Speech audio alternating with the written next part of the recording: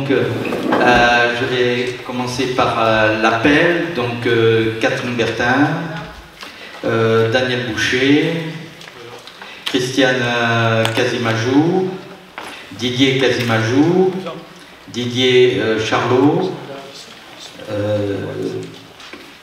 Dominique Clavier, Bernard Daney, François Dorat, Jean-Marc Depuit, Mylène Doro, Bernard Dréau a donné pouvoir à Corinne Lolland, Laurence Ducos, Patrick Expert, il n'est pas arrivé. Bon, après c'est... Oui, Catel et Zart, elle n'est pas là. Laetitia Foubé, Thomas Filiatre, Maryse Fortinon a donné pouvoir à Sabatier-Querel, à Madame Sabatier-Querel, Jérôme Gauthier, Michel Garat, voilà, après, voilà. Non, ça c'est Giroir. Ah non, voilà, on est là. Oui. Voilà, Vincent Joanneau, voilà, on va prendre Michel Latapi, il n'est pas là. Pierre Laïto, c'est son suppléant, d'accord. Claude Caminade, ouais. Donc après Corinne Lolland, donc Monsieur Le Tacon, voilà. Après c'est André Massieu, Bernard Mateil a donné pouvoir à Jean-Marc Depuit, Valérie Méneret, Jean-Bernard Papin, Monsieur Pédurand, Patrice Pédou, c'est là? Ouais. Donc Patricia Pignet, voilà, Jean-Marc Pelletan, Monsieur Pérez, Monsieur Pernin, Madame Perronin, Madame Porta, Monsieur Kérens, Madame Rénal, Monsieur Rennes, Madame Sabatier-Querel, Monsieur Soulet et Madame Technay. Elle a donné pouvoir à Monsieur Gard. Voilà. Je vous remercie beaucoup. Donc, ensuite, nous allons donc désigner une secrétaire de séance. Je vous propose que Mylène assure le secrétariat ce soir. Donc, est-ce qu'il y a des oppositions, des abstentions? Donc, à l'unanimité, bravo. Donc, on continue. Donc, les décisions du président. Donc, les DIA, comme d'habitude, vous les avez à l'écran. Et je passe aux décisions. Décision 2024-41, signature d'une convention afin de permettre l'installation d'une borne à verre sur le parking de Lidl. Décision 2024-42, demande de subvention pour l'étude portant sur le transfert de la compétence eau potable et assainissement à hauteur de 63 808 €, demandé à l'agence de l'eau Adour-Garonne et 38 285 au département de la Gironde. Décision 2024-43, remboursement anticipé de l'emprunt souscrit auprès du Crédit Agricole pour l'immeuble 15-17 rue de l'Œil à Cadillac-sur-Garonne. Ce remboursement est de 98 284,25 €, vendu, je vous le rappelle, 430 500 €. Décision 2024-44, attribution et signature au marché de diagnostic et étude de la prise en compétence eau et assainissement par la société Océlia pour un montant de 111 960 € TTC, soit 74 790 TTC pour la tranche ferme et 37 110 € TTC pour la tranche optionnelle. Décision 2024-32, attribution au marché portant les études environnementales du PLUI, comprenant le volet eau et à la société CIR Conseil pour un montant de 37 200 € TTC. Voilà les décisions. S'il n'y a pas de remarques, donc on passe au point suivant qui sont les approbations des PV des conseils communautaires du 29 mai et 22 juin. Donc PV du 29 mai, est-ce qu'il y a des remarques? 29 mai, moi j'ai marqué, moi c'est marqué 29 mai. C'est 29 mai. Alors voilà. Je me dis, bon, enfin ça peut arriver. Donc je confirme donc sur le PV du 29 mai 2024, est-ce qu'il y a des observations particulières? Donc chers collègues, je vous invite à approuver donc ce PV et le vote est ouvert.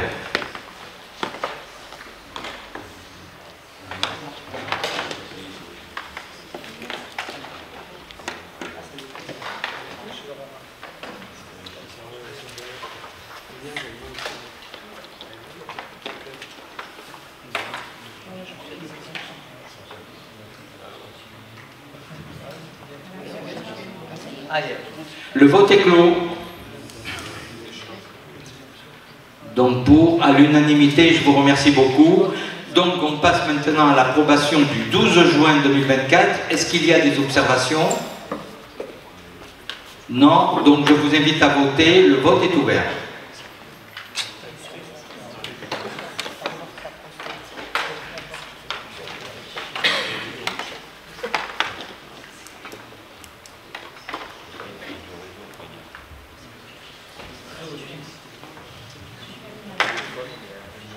Le vote est clos. Donc 40 voix pour, je vous remercie beaucoup. Donc nous passons à la... alors oui, donc il y a une précision, il y avait sur la délibération numéro 7 est retirée de l'ordre du jour et reportée à un prochain conseil à la demande du maire qui était concerné, Pujol-sur-Siron. Voilà, donc on le reverra sur un autre conseil communautaire. Voilà, point numéro 1. Donc, contribution volontaire, administration générale, contribution volontaire aux SDIS de la Gironde, comme chaque année, vous savez que c'est l'appel à cotisation. Donc, depuis 2018, on verse une cotisation aux SDIS pour compenser le besoin de financement complémentaire lié à la croissance démographique.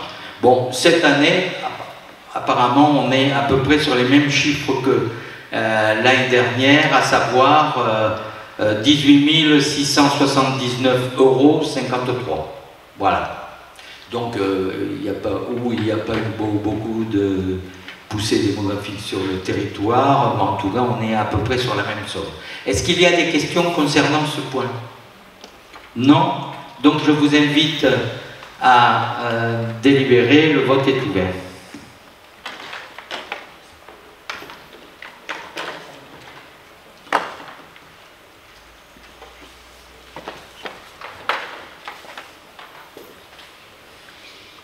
Le vote est clos. 40 voix pour, je vous remercie beaucoup.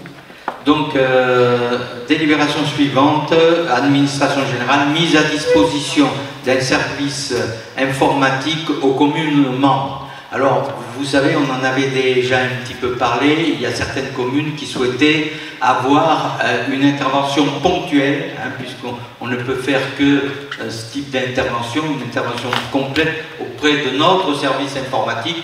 Je dis notre service qui correspond à une seule personne, qui est Yann Poupeau, vous savez, notre spécialiste et technicien. Ça permettra donc aux communes qui le souhaitent sur une intervention ponctuelle. Alors cette demande, je le rappelle, est à faire auprès du directeur général des services, hein, qui organise effectivement le planning de Yann Poupeau. Voilà. Est-ce qu'il y a des questions concernant ce point? Non, c'est clair. Donc je vous invite à voter, chers collègues. Le vote est ouvert.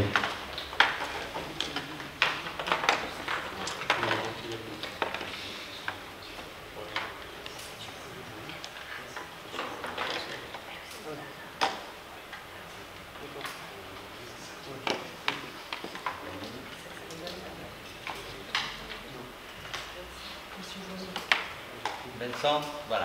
Le vote est clos.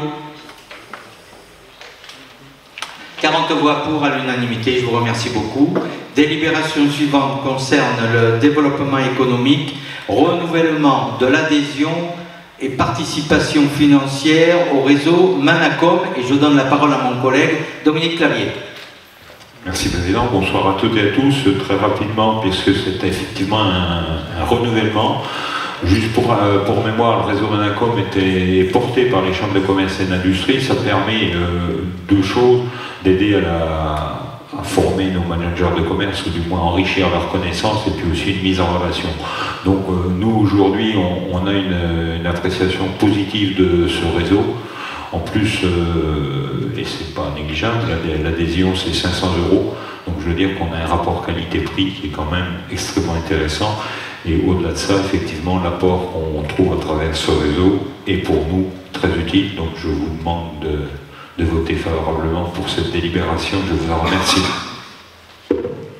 Pas de questions? Le scrutin est ouvert.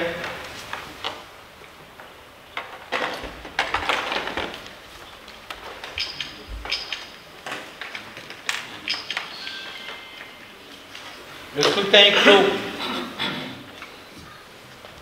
40 voix pour, je vous remercie beaucoup. Donc, délibération suivante concerne, c'est dans la continuité de ce qu'on a vu, donc sur l'action sociale, la subvention 2024 à l'association Mission Locale des Deux-Rives. Voilà. Donc, bon, est-ce qu'il y a des questions? On a eu une explication complète tout à l'heure. Donc, le montant de cette année, puisque c'est lié au nombre d'habitants, donc est de 84 057 €. Voilà. C'est le même montant que l'an dernier, avec, je crois, une différence de 2,52 habitants. Voilà. Hein, 2,52. Oui. C'est une précision par rapport à cette délibération. Oui. Pardon. Juste une précision pour le vote. Les membres de la mission locale ne prendront pas part au vote. Donc il y a Jocelyn, Doré, moi-même, Monsieur Giroir, Alain, Vincent, Jean-Marc Pelletan, Denis et Sylvie. Hein, voilà, donc vous appuierez sur la touche 4. Vous ne participez pas au vote. C'est clair? Allez, le scrutin est ouvert. Ah non, mais... J'ai appuyé. Oui, mais tu peux changer. Ah bon? Vous faites la corbeille. En bas, c'est en bas. Oui. Voilà. Et là, vous pouvez faire 4. Voilà. Excusez-moi. Si je donne des recommandations, je fais la chose. C'est pas grave. Mais bon, comme ça, personne n'est fait. Bon, le scrutin est clos. Non? Monsieur Giroir, Monsieur Tacon, Monsieur Pelletan. Ah non, Giroir, non, il ne vote pas. Oui, mais il appuie sur 4. Ah, il faut appuyer sur 4. Vous fassiez 4. Jean-Marc aussi, tu appuies sur le 4. Voilà. Madame Rénal. Madame Rénal. Voilà, le scrutin est clos. Ouf. Bon, donc à l'unanimité, puisqu'on a... Enfin, non, il y a donc... Il y a 32 voix, oui, ceux qui ont participé. Très bien. Donc, toujours dans le cadre de l'action sociale, donc signature des accords cadres du contrat local de santé 2024-2029 et je donne la parole à Sylvie Porta qui en est le rapporteur. Bonsoir tout le monde. La communauté de communes Convergence Garonne porte une compétence en matière de santé via les compétences facultatives d'action sociale d'intérêt communautaire. Cette compétence l'a conduite à prendre part au contrat local de santé du Sud-Gironde, porté par le pôle territorial Sud-Gironde. Aux côtés de 3 autres CDC du Sud-Gironde, il y a Sud-Gironde, Bazadais, Réolais, mais également d'autres partenaires institutionnels. Pour rappel, le renforcement de l'engagement de notre CDC en matière de santé répond à un constat clair sur l'état de santé des populations du territoire et révélé par le diagnostic de santé des populations de Convergence Garonne réalisé par l'Observatoire régional de santé. En augmentation depuis 2015, on constate notamment une augmentation des personnes touchées par des cancers, plus 31% des déclarations de cancer chez les femmes par exemple, des maladies cardiovasculaires, plus 51% de déclarations de diabète chez les hommes et plus 40,3% pour les femmes, des maladies respiratoires. Les problématiques d'accès aux soins sont grandissantes, notamment pour la médecine spécialisée ou certaines professions paramédicales qui sont particulièrement défavorables par rapport à la moyenne nationale. Un tiers des médecins généralistes du territoire partiront à la retraite dans les 10 ans. En parallèle, on constate un net recul de l'accès aux soins de nos populations ces dernières années. Le taux de non-recours aux soins pour les bénéficiaires du régime général de 16 ans ou plus ont ainsi plus que doublé depuis 2018. Un nouveau contrat local de santé est en cours de lancement pour la période 2024-2029. Des accords cadres seront signés par les différentes parties impliquées le 10 juillet prochain. Ces accords sont issus d'un compromis entre toutes les forces en présence participant au contrat local de santé Sud-Gironde et dont les travaux ont été réalisés lors d'un séminaire le 9 octobre 2023 à Mazères. Ces accords cadres ont pour vocation de rappeler les principaux éléments du diagnostic de santé de territoire, définir les principales thématiques et axes de travail du contrat local de santé 2024-2029 et de préciser les engagements des signataires et les modalités de gouvernance au contrat local de santé. Le séminaire de travail de Mazères du 9 octobre 2023 a réuni plus d'une soixantaine de participants de tous horizons, collectivités, associations, éducation nationale, hôpitaux, communautés professionnelles territoriales de santé, etc. Grâce à des ateliers en petits groupes, mais également des séances plénières d'intelligence collective, ce séminaire a mis en exergue différents besoins des territoires. Malgré parfois des différences de priorité entre tous les acteurs et des disparités territoriales, ce séminaire a permis de déterminer les grands axes de travail communs. Ils répondent en outre aux priorités qui s'était fixées le groupe de travail interne de notre CDC pour commencer à construire un projet de santé territoriale. Ce sont les axes qui régissent les accords cadres soumis à votre délibération ce jour. Aussi, il est proposé au Conseil communautaire d'approuver les accords cadres au contrat local de santé du Sud-Gironde pour la période 2024-2029 et d'autoriser le président à signer les accords cadres du contrat local de santé Sud-Gironde pour la période 2024-2029. Est-ce qu'il y a des questions, chers collègues? Non? Donc je vous invite à voter, le scrutin est ouvert.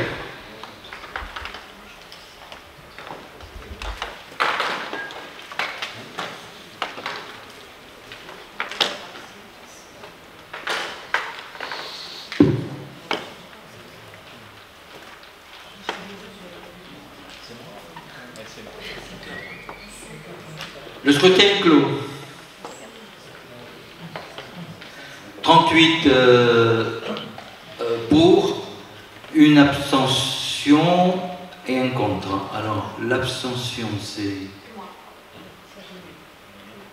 Madame Peigné, c'est ça? Et le contre, c'est Voilà. Bon, il peut remodifier? Non? On laisse? Bon. Contre, donc, un contre Dominique Clavier. Voilà. Juste expliquer pourquoi. Oui, vas-y. Voilà, alors je suis tout à fait d'accord pour que ce genre de signature se fasse, mais moi je voudrais avoir un peu des résultats. Parce qu'en fait, qu'est-ce qui se passe? on s'aperçoit, comme tu l'as dit, qu'effectivement, on n'a plus de médecins. On n'a plus de médecins. Si on veut être bien soigné, il ne faut pas être malade. Voilà, c'est tout. Moi, j'ai un mari qui est suffisamment malade et pour arriver à avoir des examens et même avoir maintenant un médecin, c'est compliqué. Nous, notre médecin, il part à la retraite en 1 ou 2 ans. Je sais déjà que sur Prégnac, ils prennent plus de patients, un petit peu partout. Nous, on est prêts à recevoir des médecins sur ILAS. On est prêts, on a ce qu'il faut. Mais maintenant, est-ce que ces structures vont pouvoir nous envoyer des médecins ou des jeunes Nous, on s'en marre, mais il faut qu'on ait des résultats. Jusqu'à maintenant, on n'a aucun résultat. Alors moi, je veux bien signer tout ce qu'il y a à signer, mais je ne veux pas que ce soit des paroles, la langue de bois. Voilà, c'est tout. C'est pour ça que je m'abstiens, parce que je ne peux pas arriver à comprendre qu'on ne puisse pas, à l'heure actuelle, pouvoir se faire soigner correctement au XXIe siècle tel qu'on est là. On est revenu 50 ans en arrière. Voilà. Donc ça, je trouve ça lamentable, aussi bien sur les enfants que sur les personnes âgées. Et voilà, il faut attendre le médecin. Si vous allez à Langon, ils sont surchargés, ils courent comme des malades. Franchement, il faut absolument faire quelque chose. Alors signer, d'accord, mais qu'il y ait des résultats. Voilà. Merci. Est-ce que Valérie souhaite ou Sylvie? Oui, bonsoir, je suis tout à fait d'accord avec toi, Patricia. Il nous faut des résultats. Pour autant, le contrat local de santé, c'est pas lui qui va nous faire venir les médecins. On va être très très clair. C'est l'ARS qui peut avoir des leviers, c'est pas nous. Mais le fait de le signer, ça nous met dans la course. C'est-à-dire que jusqu'à présent, on n'y était pas. Par contre, on payait quand même parce que c'est juste obligatoire, c'est le PETR, on y est dedans. Donc on payait, mais on n'était pas dans la course. Aujourd'hui, on va payer, on va être dans la course, on va pouvoir se battre. On a déjà fait quelques rencontres, on les met un peu devant leur responsabilité, parce qu'à force de rien dire, il ne se passe rien. Donc là maintenant, on dit des choses et ça commence à se passer. Qui le savait là? Ben justement, c'est pour ça que je prends la parole pour vous le dire. Voilà, je prends la parole pour vous le dire. Alors ça ne plaît pas souvent dans ces communautés quand on parle, parce que nous, simples élus, on n'est pas des sachants, on n'est pas des soignants, on n'est pas de l'ARS, on n'est pas des médecins, on n'est pas... Oui, c'est vrai, on n'est pas du corps médical. Pour autant, on est un peu représentatif de ceux qui en ont besoin et de ceux qui les font vivre au quotidien. On fait partie du corps médical pour pouvoir utiliser un petit peu partout. C'est surtout faire partie de ceux qui en ont besoin pour dire où est-ce qu'on en a besoin et comment on en a besoin et qui est-ce qui en a besoin. C'est surtout ça, quoi. Et où on en a besoin. Voilà. Et donc c'est pour ça qu'en fait on a voulu le signer cette année, parce que de toute façon qu'à payer, autant au moins avoir des voix et avoir un peu de parole et s'intégrer dedans pour arriver à faire sortir quelque chose. Voilà. Merci. Donc la délibération suivante concerne le pôle d'accompagnement citoyen et qui a pour sujet la modification du tarif de service de portage à domicile, et je redonne la parole à notre collègue Sylvie Porta. Le service de portage des repas de la communauté de communes Convergence Garonne compte environ 195 inscrits régulièrement actifs avec une moyenne de 103 usagers servis chaque jour et répartis sur 3 tournées. Depuis 2022 et le lancement du nouveau marché, c'est l'entreprise Sodexo qui assure la préparation des repas. Le service du portage de repas de la CDC Convergence Garonne est assuré par 4 livreuses et 2 agents administratifs qui réalisent un travail rigoureux et difficile. Elles sont en effet en contact direct et souvent quotidien avec des personnes en perte d'autonomie et pour la plupart en fin de vie. Elles sont souvent le seul lien régulier de ces usagers entretiennent avec l'extérieur. Elles doivent donc faire preuve à la fois d'empathie et de résilience dans leur pratique professionnelle, surtout quand les usagers qu'elles rencontraient tous les jours depuis plusieurs mois, voire plusieurs années, décèdent. La CDC leur propose depuis cette année 4 séances annuelles d'analyse de pratique avec une psychologue.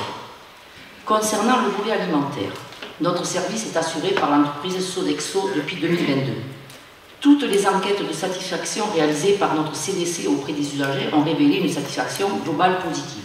Cependant, conformément aux remarques des élus de la commission sociale en date du 30 mai dernier et à leur demande, chaque commune du territoire a reçu un formulaire d'enquête succinct ainsi que la liste des usagers habitant leur territoire.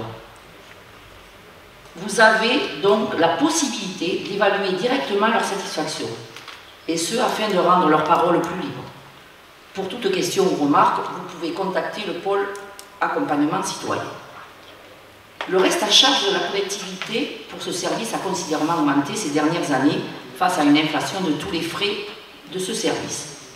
Face à ces dépenses qui augmentent et des recettes qui diminuent, il apparaît nécessaire de rééquilibrer le budget du service.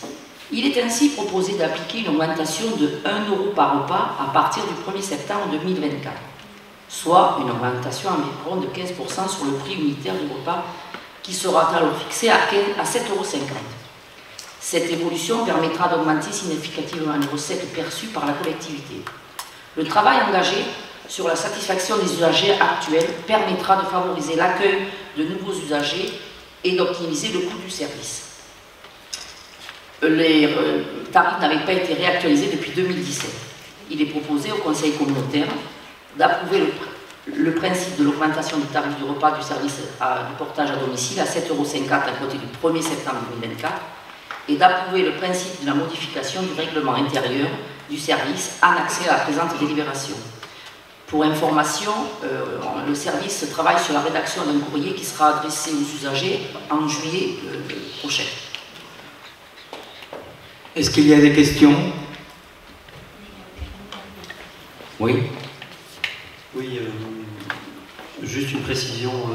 Il est dit, ce phénomène s'explique par la diminution du nombre de repas vendus aux usagers durant cette période, passant de 42 740 repas vendus en 2017 à 33 075 vendus en 2023. Est-ce qu'on connaît les causes objectives de cette diminution? Il y a eu des décès, il y a des hospitalisations, voilà. C'est fluctuant, c'est tous les jours que ça... Voilà. Peut-être des usagers aussi qui ne sont pas contents, enfin, mais principalement... Non, parce que il y a des gens qui naissent et, qui décèdent et il y a des gens qui vieillissent aussi. Donc, surtout qu'on n'a pas de décrue de la population sur le territoire. Simplement que si je m'interroge, parce que est-ce que c'est parce que le coût du service, que le coût facturé a augmenté entre-temps? Ah non, depuis 2017, le tarif n'a pas bougé. Il n'a pas bougé, donc ça veut dire qu'à un moment donné, il y a quand même des... Alors, voilà, est-ce qu'on est très sollicité? Est-ce que c'est un manque de visibilité? Enfin, c'est un peu étonnant. Voilà. C'est pour ça que, voilà... C'est vraiment un manque de visibilité du service. C'est ça qui a... C'est pour ça qu'on a mis cette étude en place, et pour que les communes, ça communique. Voilà, au sein des mairies, il y a une communication, pour essayer d'augmenter le nombre d'usagers. Donc, effectivement, on a reçu, en tout cas, j'ai reçu à Riance la liste des bénéficiaires. Est-ce qu'il y aura... Enfin, on a tous des magazines communaux. Est-ce qu'il est possible d'avoir un texte fait, un visuel efficace pour qu'on puisse communiquer? C'est prévu. C'est prévu aussi relayer l'information au niveau des communes, parce que l'objectif c'est aussi d'avoir plus d'usagers. Donc il faut qu'on travaille sur la communication. Merci. Et juste pour information, quand on a choisi Sodexo, on n'a pas eu le choix. Pour le marché, c'est le seul prestataire qui a répondu à ce marché. Voilà. Après, c'était une offre qui est complémentaire avec d'autres, c'est-à-dire peut-être que si on cherche à connaître les éléments dont parle Vincent, on peut peut-être regarder s'il y a une augmentation par exemple au niveau de la DMR, et ça voudrait dire que les usagers s'engageraient peut-être plutôt dans de l'aide à domicile, qui vont préparer les repas à domicile plutôt que du portage. Ce serait peut-être intéressant de savoir quelle offre... je pense que l'étudier toute seule, c'est la question du maintien à domicile. Je ne suis pas sûre que les données puissent être vraiment éclairantes, en fait. Il faut la questionner au regard de tous les dispositifs d'étayage du maintien à domicile, en fait. Parce qu'on a quand même une donnée sur le secteur, c'est qu'on a quand même peu d'EHPAD, de maisons de retraite, etc. Donc je pense que c'est globalement qu'il faut qu'on étudie ça. Oui, mais enfin, c'est pour un maintien à domicile, justement, grâce à ce service, il y a un maintien à domicile des personnes... Je suis d'accord, voilà. Je suis d'accord. Non, mais ça aurait pu expliquer une baisse, par exemple.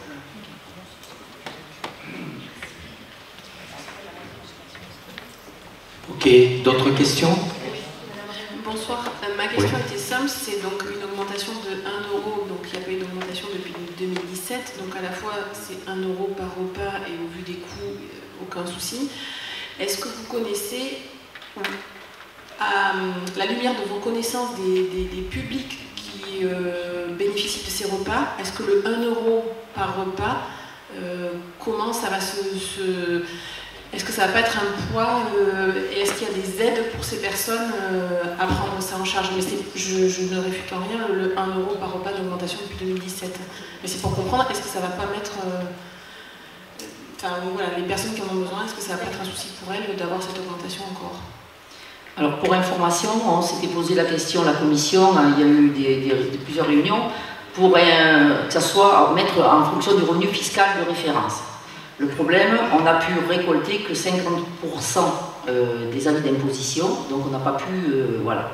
On va le voir. De toute façon, aujourd'hui, il faut quand même, ça faisait depuis 2017. Et il y a un autre problème aussi, on n'a pas travaillé pour être labellisé pour service à la personne, pour avoir des réductions crédit d'impôt, parce que nous, si c'est un prestataire qui fait un traiteur, ils peuvent avoir ce crédit d'impôt, 50%. Nous, aujourd'hui, on n'est pas là-dedans, donc ça ne sera pas 7,50 €. Si c'est un traiteur, ça fera entre 15 et 18 € le repas. Donc on reste toujours sur du... Voilà. Mais le but, c'est de pouvoir maintenir les personnes à domicile. Voilà. Mais autant il y a des aides pour le repas à 1 € pour les jeunes, est-ce que voilà, pour les personnes... Non, je ne connais pas. Non. En fait, ça peut être relayé aussi par les CCAS des communes. Mais il faut signaler quand même que sur le 1 €, on est dans la fourchette basse du tarif. On a des revenus très hétérogènes pour ouais. les âgés. C'est-à-dire que vous avez des gens qui ont assez peu de revenus, certes, mais ce n'est pas la majorité. On a quand même une majorité plutôt des gens qui ont des revenus, en tout cas qui leur permettraient d'accéder à des prix même plus élevés. Pour 7,50 €, on reste quand même sur la marge en dessous de ce qui se pratique autour. Ouais, c'est la fourchette basse. Hein. Voilà. Mais après, il y a aussi, bon, sur des familles des personnes qui pourraient être en difficulté, il y a le recours au CCAS. Je me rappelle que c'est la mission des CCAS aussi, de pouvoir venir suppléer effectivement des difficultés des administrés, des difficultés financières des administrés. Est-ce qu'il y a d'autres questions? Non? Donc, chers collègues, je vous invite à voter. Le scrutin est ouvert.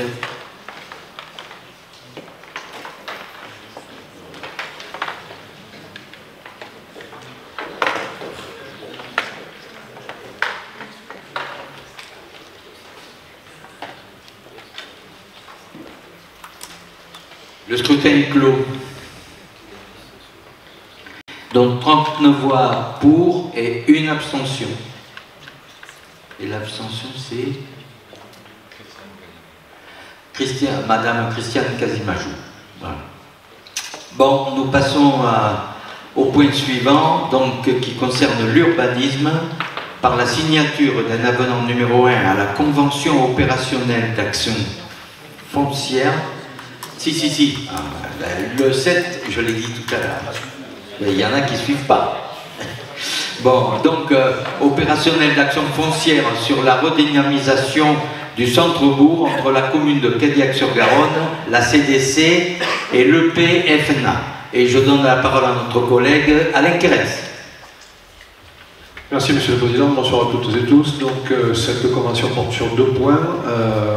On a l'habitude en fait, de prolonger ces conventions.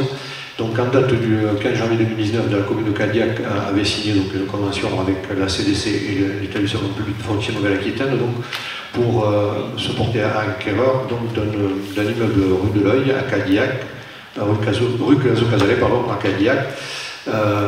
Cet immeuble donc, comportait donc, les 2 bâtiments à usage d'habitation et de commerce.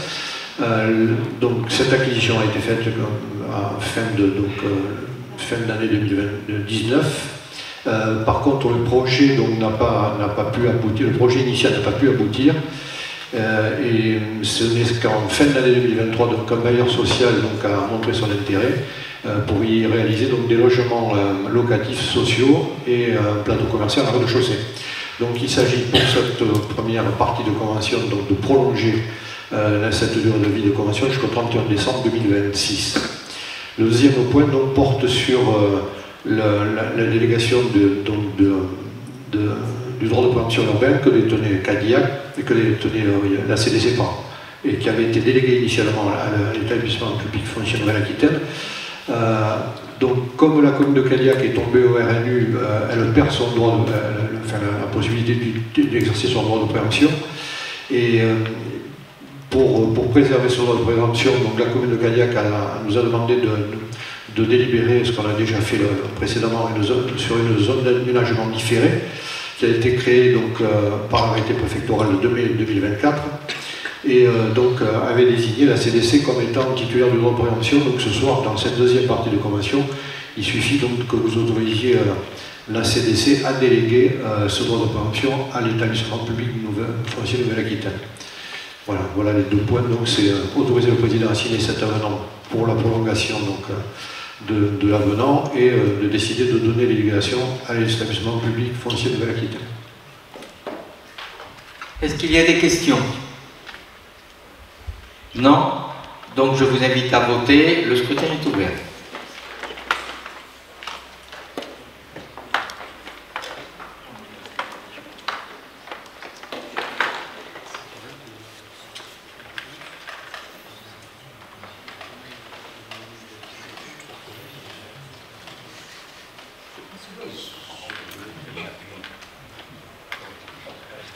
Le scrutin est clos.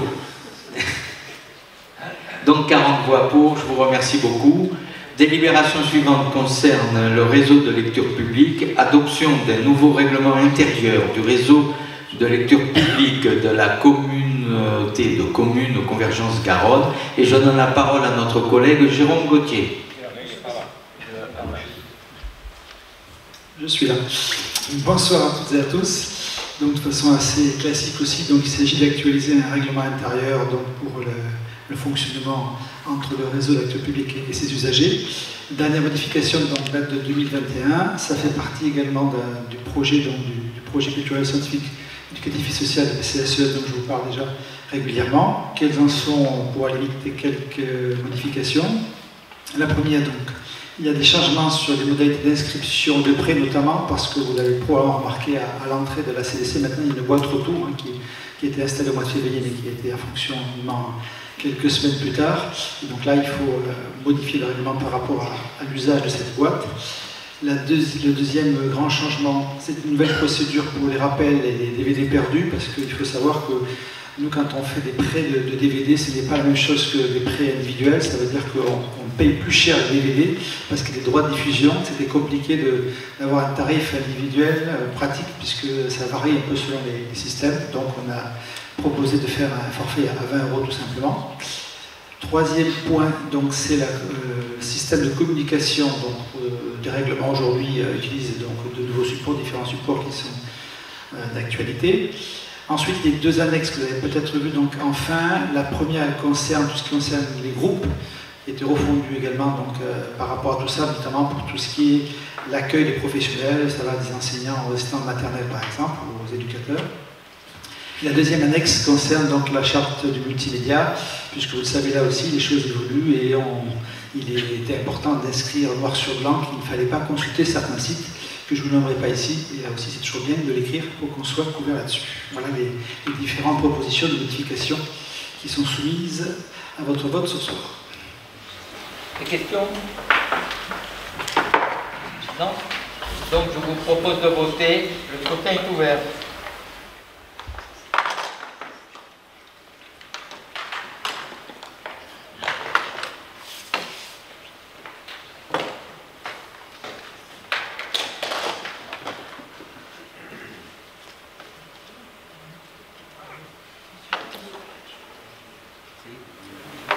Le scrutin est clos. 39 voix pour et une abstention. C'est Monsieur Boucher. Ok, nous passons à la délibération suivante qui concerne toujours le réseau de lecture publique, renouvellement de la convention entre la communauté de communes Convergence Garonne et la bibliothèque départementale. Et la parole est toujours à notre collègue Jérôme Gauthier. Ouais, je ne conserverai pas encore quelques instants. Donc là aussi, il s'agit d'une action du CSES au passage. Il se trouve que la précédente signature avec le département, donc dans le cadre de Biblio-Gironde, datée de 2011. En fait, ça avait été mis aussi en stand-by parce qu'on s'était posé la question, vous vous en souvenez, pendant de nombreuses années sur l'éventuelle extension donc, du réseau, ce qui n'est pour l'instant pas d'actualité, d'où la nécessité quand même d'actualiser cette signature dans le cadre du PCS justement avec Biblio-Gironde. Il faut savoir que Biblio-Gironde, et vous le voyez peut-être dans vos communes aussi, donc, nous apporte un soutien très important. Notamment pour tout ce qui est conseil technique, pour ce qui est formation, par exemple la formation des bénévoles est assurée en bonne partie par Biblio-Gironde. Également, vous le savez probablement aussi, contribuer au prêt de documents donc, pour compléter les collections dont nous bénéficions déjà par rapport à ça. Troisième chose, elle soutient également toutes les animations, les expositions et fournit et prête du matériel aux différentes bibliothèques. Point suivant, c'est également l'accompagnement de projet. Par exemple, Biblio-Gironde faisait partie du comité de pilotage de ce fameux PCSES. Et puis évidemment, vous savez aussi, la Biblio-Gironde propose parfois des aides financières pour certaines actions. Et donc c'est pour ça qu'il nous faut donc signer cette convention, on la réactualiser plus exactement. Des questions? Non, le scrutin est ouvert.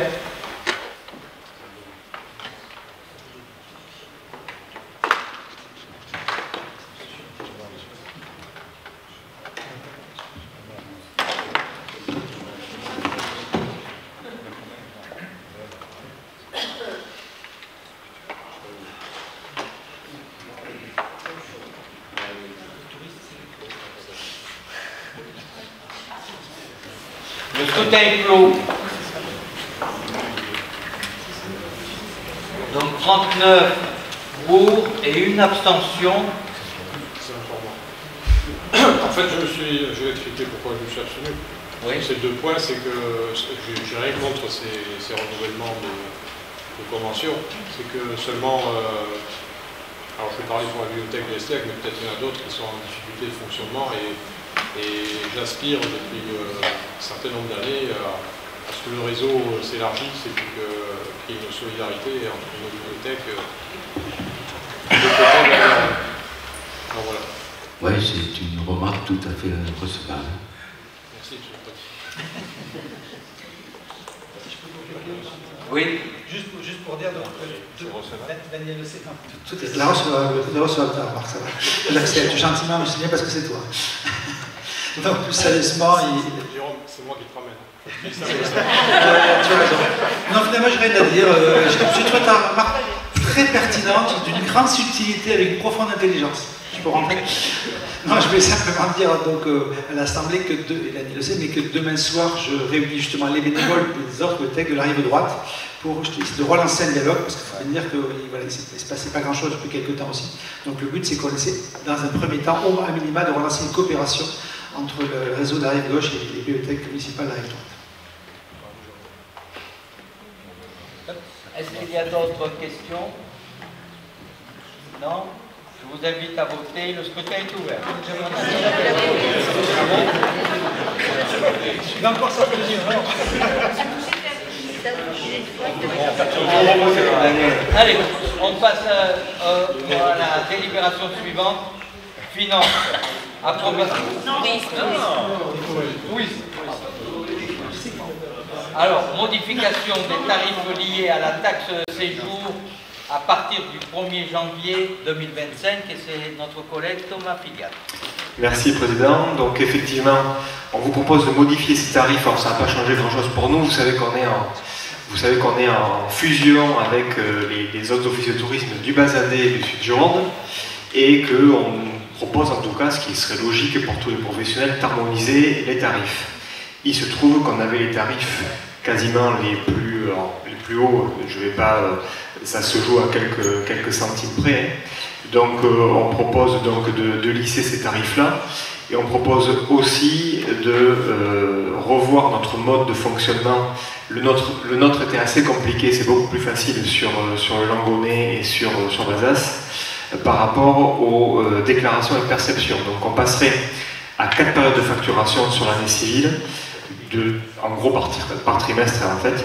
Nous on était en année glissante, donc c'était assez compliqué pour nous à gérer, on n'avait jamais modifié ça. Et on propose donc cette modification-là et de modifier aussi les tarifs. Alors, pour information, nous, en gros, on modifie sur les palaces. Palaces, on n'en a pas, donc ça va aller vite. Mais en tout cas, il faut quand même voter, parce qu'on vote une grille entière, un classement entier. On modifie les hôtels de tourisme 5 étoiles, on n'en a pas non plus. Et les 4 étoiles. Donc on passe de 4 euros à de 3 euros sur les palaces à 4 euros, de 2 euros à 3 euros sur les 5 étoiles et de 1,50, c'est là où il y a une augmentation sur les 4 étoiles, de 1,50 à 1,64. Tout le reste, on ne modifie pas. On est plutôt, le Langonnet et le Bazadais vont monter leurs tarifs, donc de quelques centimes, sur les autres, les 3 étoiles, les 2 étoiles, les 1 étoile et puis le reste. Voilà. Donc il faut qu'on passe à des livres là pour une application au 1er janvier 2025. Des questions? Non?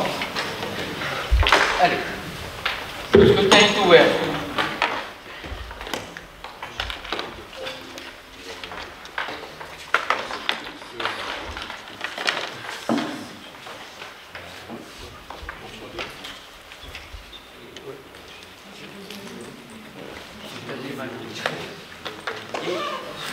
Voilà, le scrutin est clos.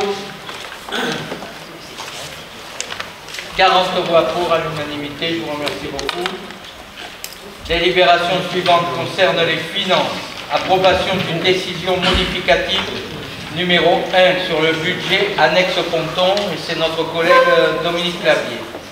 Bien, je m'excuse de vous déranger pour une délibération d'aussi peu d'importance. Ça concerne le budget des pontons, donc on n'est pas en M57, on ne peut pas faire de mutation de compte à compte, donc j'ai besoin que nous passions de la maintenance, sortir 10 euros, pour le mettre sur le compte 65,88, autres charges de gestion courante, à plus 10 euros. En fait, on a même vu large parce que le besoin est de 6,62 euros, je crois, de mémoire. Bon, je pense qu'on peut voter, il n'y aura pas de questions sur le sujet.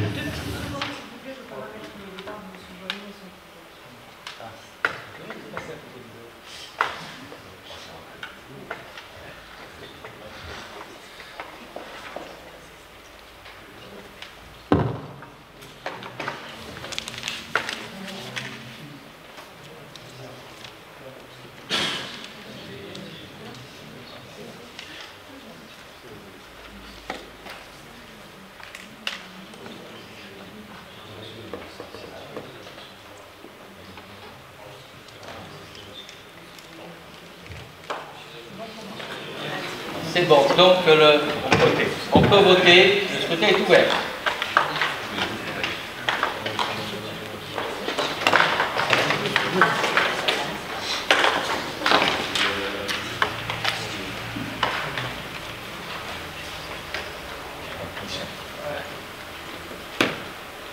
Le scrutin est clos. 40 voix pour, je vous remercie beaucoup. Donc la délibération suivante concerne les ressources humaines par la revalorisation du contrat d'engagement éducatif CEE. Alors le contrat d'engagement éducatif a été mis en place sur la CDC depuis 2021 suite à la revalorisation du SMIC. Donc en janvier 2024, il convient de le revaloriser. Donc on passe d'un montant, de proposer un montant de 103 euros brut par jour, donc il était de 100 euros en 2023, donc c'est 3 euros de plus. Voilà. Est-ce qu'il y a des questions? Non, donc je vous propose de voter. Le scrutin est ouvert.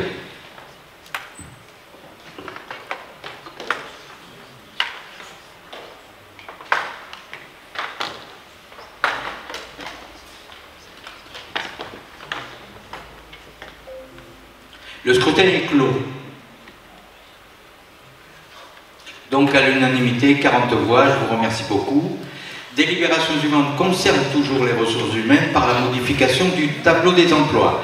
Il est proposé à plusieurs modifications du tableau des emplois. Ces modifications ont reçu un avis favorable du CST et de la commission RH. Donc à la direction des ressources, filière administrative, création d'un poste d'assistant en communication dans le cadre d'emploi des adjoints administratifs territoriaux, catégorie C à temps complet. Une modification de l'intitulé du poste d'assistant au service juridique, instance et marché public dans le cadre d'emploi des rédacteurs territoriaux, catégorie B à temps complet, à rédacteur juridique et commande publique. Voilà les deux points. En ce qui concerne la direction des services à la population, filière médico-sociale, création d'un poste de chef de service petite enfance dans le cadre de l'emploi des éducateurs de jeunes enfants, catégorie A à temps complet.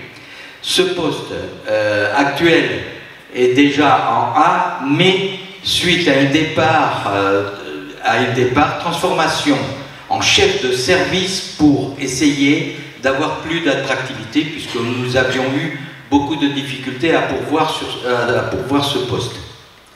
Voilà les modifications du tableau des emplois. Est-ce qu'il y a des questions concernant ces différents postes?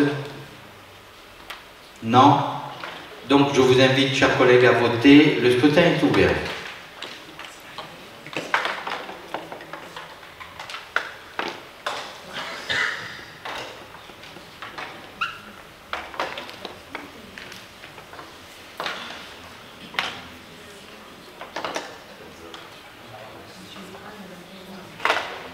Perronin et monsieur Dor. Le scrutin. Ah non. Qui c'est? Magui. Voilà. Le scrutin est clos. 40 voix pour. Je vous remercie beaucoup. Délibération suivante concerne le marché public. Approbation du règlement intérieur de la CAO. Alors, pour rappel, la CAO est un organe compétent pour attribuer les marchés conclus au-delà des seuils européens selon une procédure formalisée. Donc, certaines règles ne sont pas fixées par les textes, laissant à chaque collectivité déterminer son fonctionnement. Afin de sécuriser nos procédures et pour que chacun ait un traitement équitable, il convient d'établir un règlement intérieur qui va notamment fixer le délai de convocation de la CAO, la possibilité d'organiser des séances en visioconférence ou encore la gestion des absences des membres titulaires. Voilà les points qui se particularisent dans ces modifications du règlement intérieur. Est-ce qu'il y a des questions? Non? Donc je vous invite, chers collègues, à voter. Le scrutin est ouvert.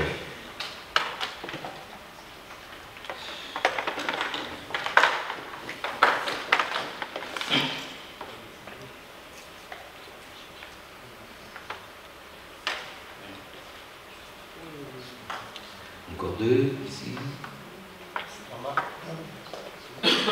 Jean-Marc et Christiane Casimajou, appuyez.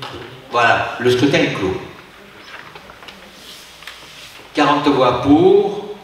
Donc, délibération suivante, attribution des accords cadres pour les travaux de voirie. Et je donne la parole à notre collègue Didier Casimajou. Merci, Président. Donc, une procédure adaptée a été lancée donc, pour les travaux de marché et les travaux de voirie concernant donc, deux lots. Il arrive le lot numéro 1 qui est la réfection de la voirie. Donc. En fait, c'est une réfection complète de la voirie où il peut y avoir des enrobés, du bicouche, des délassements d'accotement, etc. Et le lot numéro 2, c'est la réfection de la voirie simplement avec des enrobés projetés, avec le bout patcher, là, que vous connaissez certains pour certaines communes, puisqu'ils le pratiquent sur les communes, sur les voies communales. Donc c'est le numéro 2. Ces deux marchés donc, sont des marchés à corps cadre qui s'exécutent à bon de commande sur la base de prix unitaires pour un montant maximum fixé à 400 000 € hors taxe pour le lot 1 et 150 000 € hors taxe pour le lot 2. La durée du marché donc, est fixée à 12 mois. Après l'analyse des offres, donc, le lot 1 est attribué à la société Eiffage comme étant l'offre la plus économique et la plus avantageuse par rapport aux 3 autres offres reçues. Il est donc proposé d'attribuer le marché à l'entreprise Eiffage. Et pour le 2, l'analyse des offres a reçu une seule offre, c'est la société Atlantique Route, unique candidat, comme je viens de l'évoquer, comme étant l'offre étant satisfaisante. Ces offres sont conformes au crédit inscrit au budget. Donc, il est donc nécessaire d'attribuer le lot 1, réfection de voirie de l'accord cadre, marché à bonne commande sur les travaux de voirie de la société Eiffage pour un montant maximum de 400 000 € hors taxe, soit 480 000 € TTC, et d'attribuer le lot 2, la réfection de la voirie projetée, la renvée projetée de l'accord cadre de bonne commande à la société Atlantique Route pour un montant maximum de 150 000 € hors taxe, soit 180 000 € TTC. Et d'autoriser bien évidemment le président à signer les dites marchés. Est-ce qu'il y a des questions? Non? Donc je vous propose de délibérer. Le scrutin est ouvert.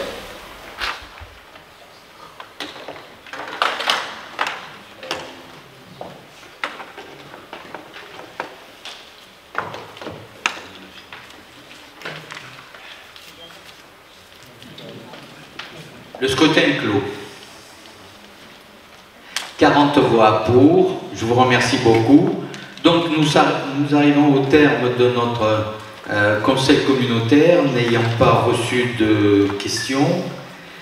Et je vous précise, et nous avons épuisé donc l'ordre du jour. Et le prochain conseil, pour votre information, aura lieu le 24 juillet à Bégueil. Voilà, chers collègues, je vous remercie.